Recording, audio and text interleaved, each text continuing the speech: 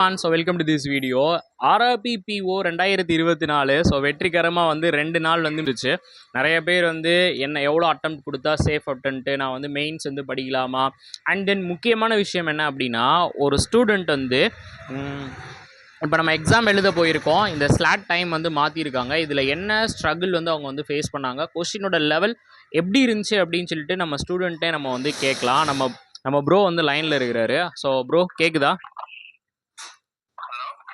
Hello Arjun கேக்குதா? Bro இன்னைக்கு நான் ஃபர்ஸ்ட் கிளாஸ் எழுதுனேன் ப்ரோ.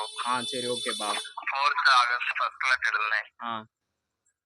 எப்பயும் இல்லாம இந்த வட்டம் நான் ஃபேஸ் பண்ண ஸ்ட்ரகிள்னா கொஞ்சம் டைமிங் தான். எனக்கு வந்து ஆப்டி தான் கொஞ்சம் ஸ்ட்ராங். சரிம்மா. ரீசனிங் நான் கொஞ்சம் எப்பயுமே ஒரு டைமிங் இல்லைன்னா ஒரு 30 கிட்ட கொடுக்க பார்ப்பேன். டைமிங் இருந்ததுனால என்னால அந்த டைம் இருந்தனால கொஞ்சம் என்னால அந்த இடத்துல ஸ்ட்ரகிள் ஆச்சு எனக்கு கொஞ்சம். அந்த செக்ஷனல் டைம் வந்து உங்களை உட்கார வச்சுச்சா? ஆமா ஆமா. அதே மாதிரி இந்த வருஷம் லெவல் ஆஃப் கொஸ்டினும் கொஞ்சம் ஸ்டாண்டர்டா இருந்த மாதிரி இருந்துச்சு. எப்பயும் இருக்க ஆர்ஆர்பி மாதிரி இல்ல. ஆக்சுவலா ஆர்ஆர்பினாலே போனா 80 போட்டோம் வீட்டுக்கு வந்தோம் அப்படின்ற மாதிரி இருக்கும். இருக்குல்ல போட முடியும். பிஓல வந்து ஒரு 60 அபோவ் போடுவேன் நான். இது வரையும் போட்ட வரைக்கும் 60 அபோவ் போட்டுருவேன் நான். ஓகே. இந்த வட்டம் நான் வீட்டுல போட்ட அளப்பு கூட 60 தொடல. ஆனா 1-2 தடவை 60 அபோவ் எடுத்திருக்கேன். ஆனா இன்னைக்கு போட்ட நான் எக்ஸாம்ல வந்து கொஞ்சம் ஸ்ட்ரகிள் ஃபேஸ் பண்ணேன். ஏன்னா எந்த ஒரு க்ளூவும் இல்ல ரீசனிங்ல. அதாவது க்ளூ இல்ல மீன்ஸ் எப்படி? நம்ம எந்த இடத்த பிக் பண்ணா நம்ம அந்த பஸ்ல ஈஸியா சால்வ் பண்ண முடியுமோ அந்த இடமே இல்ல அங்க. அதாவது ஃபிக்ஸ்டு டேட்டாவே கொடுக்கலன்றீங்களா? இப்போ ஃப்ளோர்ல 5th ஃப்ளோர்னு யாராவது ஒரு ஆள ஆப்ஷன்ல கொடுத்திருந்தாங்கன்னா நம்மளுக்கு அது கொஞ்சம் இது பண்றதுக்கு நமக்கு கொஞ்சம் ஈஸியா இருக்கும். ஆனா இந்த வட்டம் எப்படின்னா எங்களுக்கு ஒரு 10 ஃப்ளோர் 10% சொல்லிட்டு ஒரு ஃப்ளோர் மாதிரி இல்ல 10% அவங்க வந்து அரேஞ்ச் பண்ணி உட்காந்துருக்காங்க அப்படின்னு சொன்னாங்க.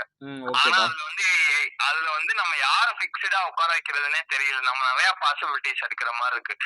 அவங்க கொடுத்துருக்க 25 மினிட்ஸ்ல வந்து அதை நம்ம போடவே முடியல. ஓகே, புரியுது எனக்கு.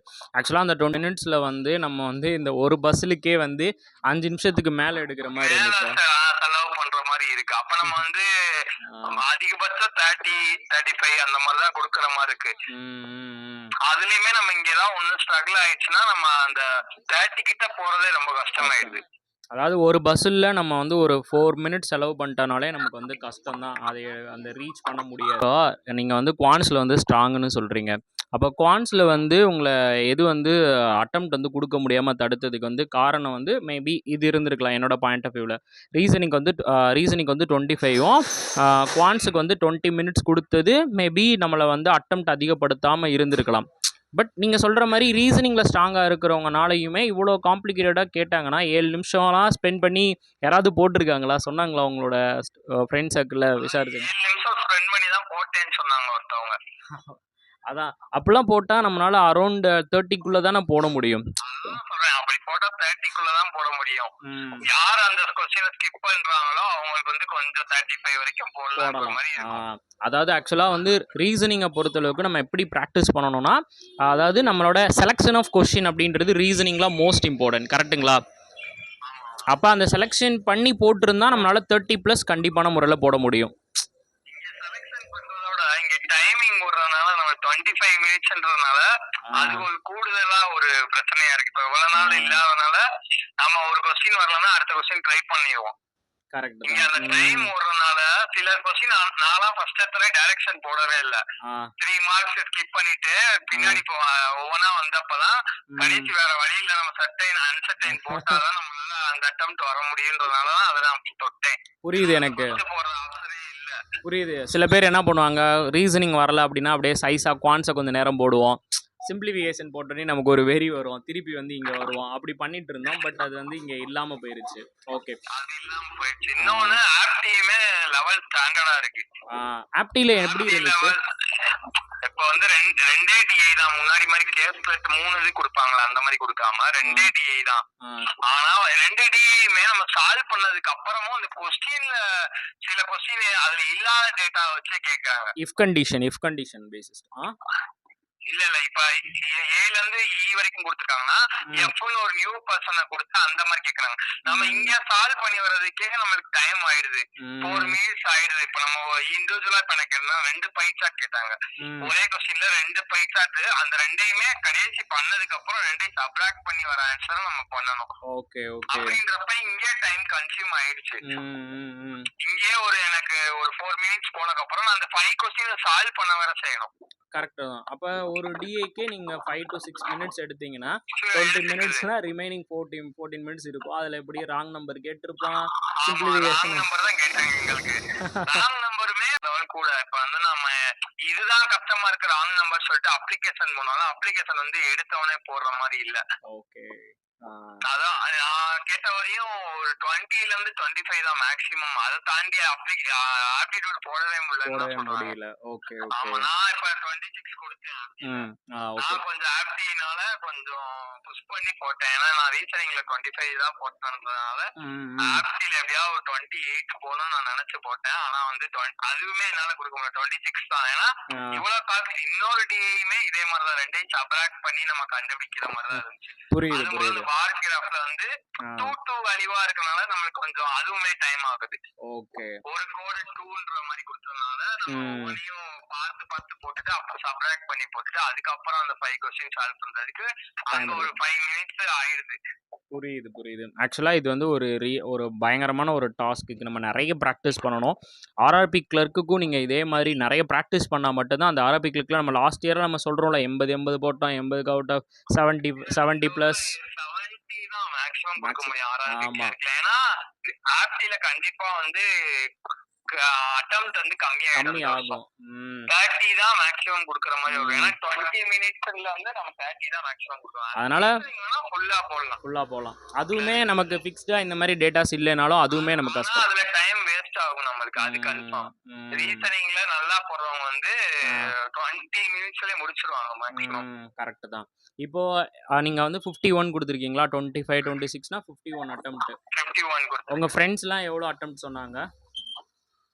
என் பக்கத்துல இருந்த பையன் வந்து ஒரு 56 சொன்னாப்ல. உங்களோட அவர் என்னன்னா என்னோட அந்த 5 மார்க் ரீசனிங்ல கூட போட்டிருக்காப்ல. ஆப்டி என்ன மாதிரி தான் போட்டிருக்காப்ல, 25 தான் போட்டேன்.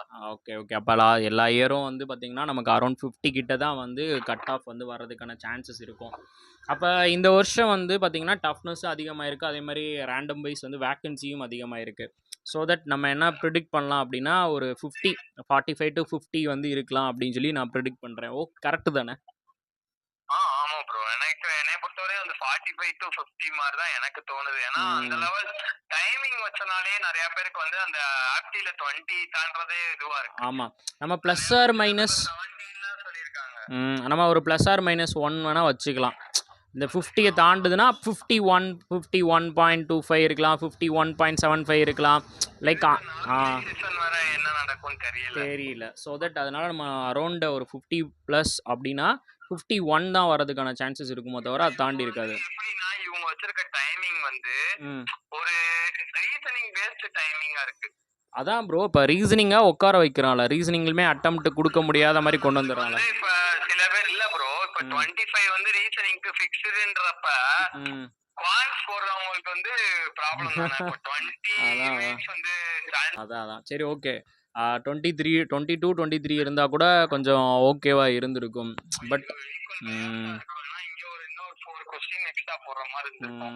பட் நம்ம வந்து என்னதான் இருந்தாலும் இதுதான் அப்படின்னா பேட்டர்னை நம்ம வந்து ஃபாலோ பண்ணி தான் ஆகணும். அதுக்கேற்ற மாதிரி நம்ம ஒர்க் அவுட் பண்ணும்போது நம்மளால் நெக்ஸ்ட் இயர் இது வந்து நீங்கள் இப்போ தான் புதுசாக இருக்குல்ல, போக போக இது வந்து பழகிரும்.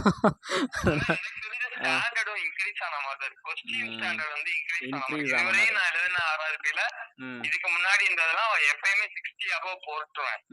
இந்த வட்டம் வந்து கொஞ்சம் ஸ்டாண்டர்ட் அதிகம். நம்ம ஐயா 1 லாக் ஆனாலும் அதை ரெக்கவர் பண்ணி நம்ம அதை போட்டோம்னா டைம் இழுத்துருது. ஓகே. ஆக்சுவலா ஒரே நிமிஷம், பண்ணாம இருந்ததுன்னா ஒரு 5 மார்க்ஸ் எக்ஸ்ட்ரா அதான் ஆக்சுவலாக இவர் வந்து பார்த்தீங்கன்னா last year IBBS PO interview வரைக்கும் வந்து போயிருக்கிறாரு. எவ்வளோ மார்க் ப்ரோ எடுத்தீங்க லாஸ்ட் இயர் IBBS PO மெயின்ஸில்? எனக்கு கரெக்டாக 0.7ல போச்சு ப்ரோ. பார்த்துக்கோங்க. அவ்வளோ அனலைஸ் பண்ணி அதனால தான் இவர்கிட்ட நான் வந்து கேட்டேன். பயங்கரமாக அனலைஸ் பண்ணியிருப்பாரு. பேட்டர்னில் இருந்து எல்லாமே அனலைஸ் பண்ணி உங்களுக்கு சொல்லி கொடுத்துருக்காரு. ஐபிபிஎஸ்சிஓலயே நான் குவான்ஸ்ல தான் அதிக மார்க் எடுத்தேன். ஓகேப்பா ஓகேப்பா ஓகே 34.75 எடுத்தேன். அதனால தான் எனக்கு குவான்ஸ்ல அதான் தூக்கி விட்டுச்சு. தூக்கி விட்டுரு. அதே மாதிரி தான். ஸோ இந்த வருஷம் okay Arjun, thank you. I will call you later. தேங்க்யூப்பா. ஆக்சுவலாக வந்து இந்த மாதிரி குவான்ஸை வச்சு ஸ்ட்ராங்காக இருந்து இவர் லாஸ்ட் இயர் வந்து ஐபிபிஎஸ்பிஓ மெயின்ஸ் வரைக்கும் வந்து போய் இன்டர்வியூ அட்டன் பண்ணிட்டாரு. வெறும் 0.75ல் மிஸ் பண்ணிட்டு ஃபோன் பண்ணி ரொம்ப ஃபீல் பண்ணார். இன்டர்வியூவில் எனக்கு வந்து மார்க் வரலண்ணா, ரொம்ப இதாகிடுச்சு, எனக்கு சில்லி கொஷின் தான் வந்து கேட்டாங்க அப்படின்னு ஃபீல் பண்ணார். பட் ஓகே ப்ரோ, இந்த வருஷம் நீங்கள் கண்டிப்பாக அடிப்பீங்க அப்படின்னு சொல்லி அவரை பூஸ்டப் பண்ணியிருக்கோம். இந்த வருஷம் நல்லா பண்ணியிருக்கிறாரு. 51 அட்டம்ப்ட்லாம் தாராளமாக வந்து ஒரு நல்ல அட்டம்ப்ட் தான். என்னை பொறுத்தளவுக்கு நீங்கள் 48+ போட்டிங்கனாலே சரியான அட்டம்ப்ட் தான். நார்மலைசேஷன் எல்லாமே இருக்குது, அதனால் பயப்படாதீங்க. எல்லா ஸ்லாட்டும் இப்படி தான் இருந்திருக்கு. குவான்ஸ் இவங்க சொன்ன மாதிரி இந்த ஒரு அனலைசேஷன் தான். நமக்கு வந்து 20 மினிட்ஸ் அப்படின்னும் போது குவான்ஸுக்கு 20 மினிட்ஸ் ஒரு ஆர்பிபிஓவில் அப்படிங்கும்போது கொஞ்சம் கஷ்டம் தான். பட் நம்ம ப்ராக்டிஸ் பண்ண எல்லாமே வந்துடும். நீங்கள் 20 to 23 நல்ல அட்டம்ப்ட்டு குவான்ஸில் நீங்கள் 20+ போட்டிங்கனாலே சரியான அட்டம்ப்ட்டுன்னு சொல்லுவேன். அதே மாதிரி தான் ரீசனிங்லாம் ரொம்பலாம் 35 அவ்வளோலாம் போடணும் அவசியமே கிடையாது. 30+ இல்லை 26+, இங்கே ஒரு 24 அப்படி போட்டிருந்தீங்கனாலே நல்ல அட்டம்ப்ட் தான். தயவு செஞ்சு உட்காந்து மெயின்ஸுக்கு வந்து படிக்க ஸ்டார்ட் பண்ணுங்கள். மெயின்ஸுக்கு வந்து படிக்கும் போதே ஆர்ஆர்பிபிஓ ஐ திங்க் 17லேருந்து ஸ்டார்ட் ஆகும்னு நினைக்கிறேன். எக்ஸாக்டாக எனக்கு தெரியல. ஸோ ஆர்ஆர்பி கிளர்க் 17லேருந்து ஸ்டார்ட் ஆகலாம் மேபி. ஸோ அப்போ நீங்கள் அதுக்கும் ரேண்டம் வைஸ் நீங்கள் வந்து ரெகுலராக ப்ரிலிம்ஸ்க்கான ப்ராக்டிஸ் வந்து பண்ணுங்கள். இந்த டைமை வந்து நீங்கள் வந்து அடாப்ட் பண்ணுற மாதிரி நிறைய குவான்ஸுக்கு வந்து ப்ராக்டிஸ் பண்ணுங்கள். அதே மாதிரி ரீசனிங்கையும் நீங்கள் வந்து ஈஸியாக நினச்சிட்டு போயிடாதீங்க. ஃபிக்ஸ்டான டேட்டாவே இல்லாமல் இருக்குது. அதனால் என்னோட பாயிண்ட் ஆஃப் வியூ ஆர்ஆர்பி கிளர்க்கில் நீங்கள் எப்படி அட்டன் பண்ணணும், ஒரு 70+ போடுறதுக்கு நம்ம இப்போ இருந்தே என்ன பண்ணணும் அப்படின்றது வந்து உங்களுடைய லெவலை வந்து நீங்கள் அனலைஸ் பண்ணி பூஸ்டப் பண்ணிங்கன்னா ஆர்ஆர்பி கிளர்க் ஈஸியாக கிளியர் பண்ண முடியும். ஸோ ஆர்ஆர்பி பிஓக்கு இதுதாங்க மேட்ரு. நீங்கள் தயவு செஞ்சு மெயின்ஸுக்கு வந்து இன்னையிலேருந்து படிக்க ஆரம்பிச்சிருங்க. நீங்கள் மெயின்ஸுக்கு வந்து படிக்கிறதுக்கு நம்மளுடைய மாஸ்டர் ரீசனிங் கோர்ஸ் உண்மையிலே ஒர்த்தாக இருக்கும். இப்போ பார்த்தீங்களா, ப்ரிலிம்ஸ்லேயே ரீசனிங்கில் உள்ள செஞ்சுருக்கானா மெயின்ஸில் உள்ள செஞ்சுருப்பான். அப்போ இவன் செய்கிறதெல்லாம் தாண்டி தரமாக நம்ம ஆப்பில் கணிசினா லாஜிக்ஸ் ஆப்பில் நான் தரமாக மெயின்ஸுக்கு பக்காவாக ஒவ்வொரு டாப்பிக்கையும் லெவல் 1, லெவல் 2, லெவல் 3ன்னு தரமாக எடுத்து வச்சுருக்கேன். மாஸ்டர் ரீசனிங் கோர்ஸை யூஸ் பண்ணிக்கோங்க. அதே மாதிரி நம்ம கனி சாரோட ப்ராஜெக்ட் கேவும் ரீனா மேமோட அட்வான்ஸ் பேட்சும் நீங்கள் மெயின்ஸுக்கு உறுதியாக யூஸ் பண்ணால் மட்டும்தான் உங்களால் இந்த லெவல் ஆஃப் இதெல்லாம் நீங்கள் வந்து கிராஸ் பண்ணி வர முடியும் மக்களே. வேறு ஏதாவது நீங்கள் எவ்வளோ அட்டன் பண்ணீங்க, உங்களுடைய கணிப்பு என்ன அப்படின்றது வந்து கீழே கமெண்ட் பாக்ஸில் வந்து சொல்லுங்கள். தேங்க்யூ.